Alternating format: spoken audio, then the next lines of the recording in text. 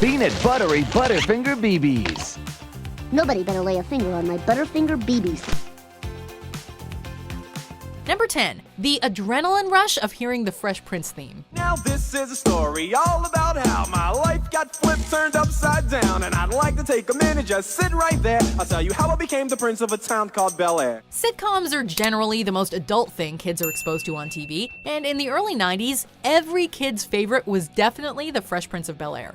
Will Smith was, and still is to many of us, the absolute epitome of cool, and his show had all the same charisma and hilarity that he delivered. Got in one little fight and my mom got scared and said, "You're moving with your auntie and uncle in Bel Air." I whistled for a cab, and when it came near, the license plate said fresh and it had dice in the mirror. The anticipation that built in our young selves when the theme song began cannot properly be put into words. Speaking of words, we'll never get the show's lyrics out of our heads, no matter how much of our lives get flipped turned upside down. Looked at my kingdom, I was finally there to sit on my throne as the Prince of Bel Air. Number 9. When class wasn't class. Schools today have a lot more options when it comes to teaching and engaging kids. However, during the 90s, school could feel like a lot of the same day in and day out, at least for students. So we learned to savor those times when class didn't feel like class.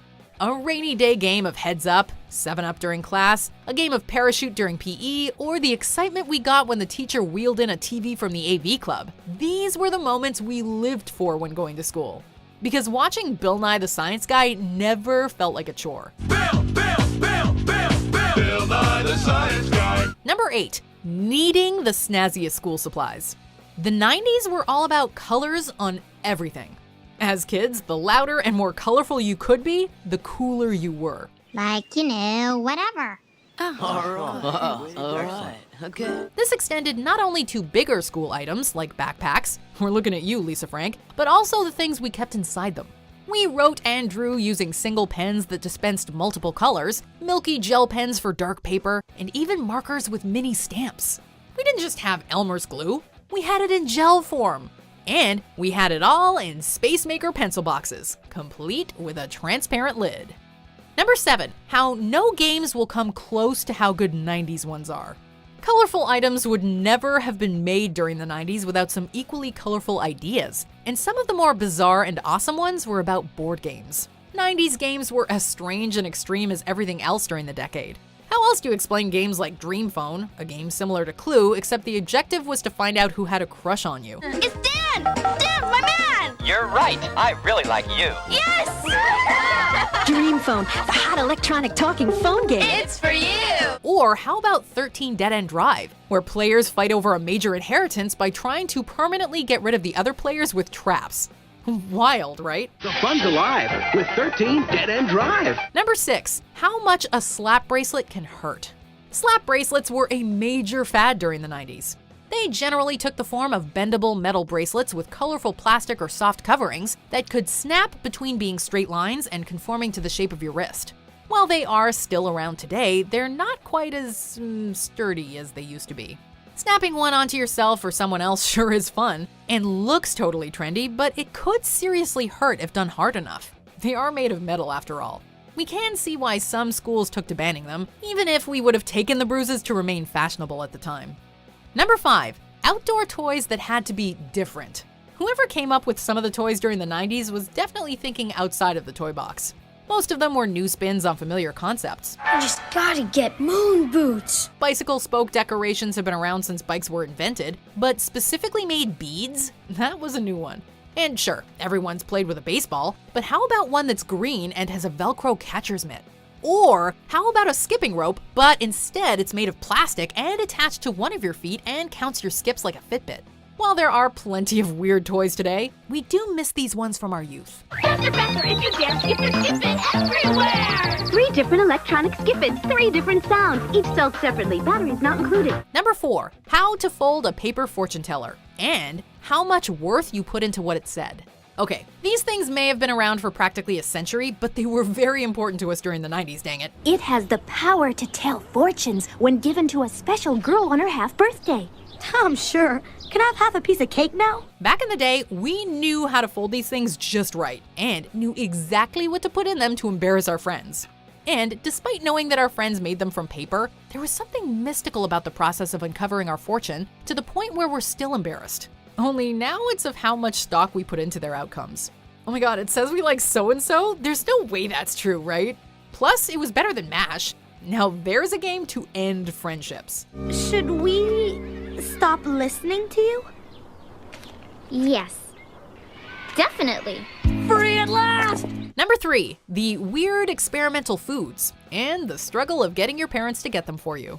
As we've seen already, the 90s were a time of experimentation with new concepts, and that extended to food as well. So fruity, they'll really turn your head. Whoa, I'll say. The decade saw bizarre sweets and snacks like Gushers, Lifesavers Holes, Butterfinger BBs, and cheesecake Jell-O cups. Strange drinks like Squeeze-Its, patently unhealthy cereals like Oreo O's, Reptar Crunch, Cookie Crisp, and Rice Krispies Treats cereal, and soft drink experiments like Crystal Pepsi. Truly, it was a renaissance for the food industry. But did that make it any easier for us to convince our parents to buy a cereal that turned our tongues green? No. Some people just don't understand art.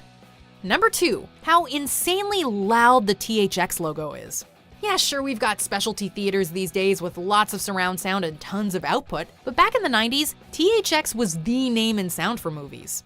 I got you the big screen TV, deluxe karaoke machine, and THX quality sound that would make George Lucas cream in his pants. And before many movies, the THX logo would appear, along with its signature resonant sound that's so freaking loud you can feel it in your chest.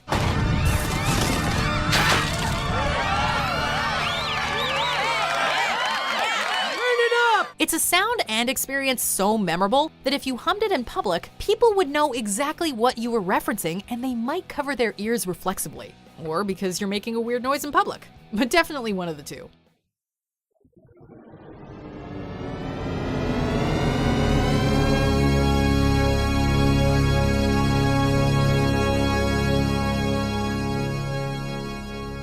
Man, I really cannot wait for you to see what's at number 1 because if you knew me in the 90s, you would know that I subscribed to that way of life pretty hard. Also, I would like you to know that I currently own not only Dream Phone, but also 13 Dead End Drive and a Velcro catcher's mitt. Anyway, needless to say, I feel seen.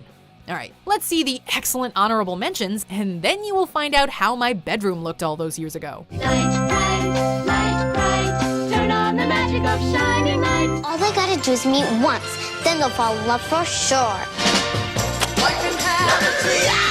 Wow! Somebody help me!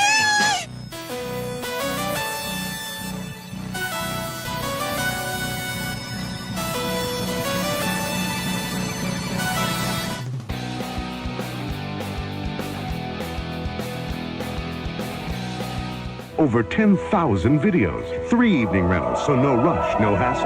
Fast checkout. Number 1, the need for everything to be light up, color changing, especially purple, or inflatable. We've already touched a few times on how colorful and bright everything in the 90s was, but not only did everything have to be colorful, but it had to change colors too. Foods that changed colors were popular. Heck, sunscreen even sold by making it seem to kids like it would change their skin tone to weird shades. It totally didn't, much to our disappointment. It's new Coppertone Kids Color Block, the world's first disappearing purple sunblock. Purple, so you can't miss a spot.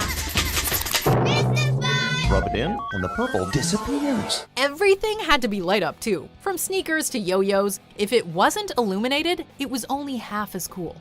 Plus, inflatable stuff, including chairs and toys, was very popular. If we surrounded ourselves with this stuff now, we'd probably look crazy. But in the 90s, we were just trying to stay hip. Did you enjoy this video? Check out these other clips from WatchMojo. And be sure to subscribe and ring the bell to be notified about our latest videos.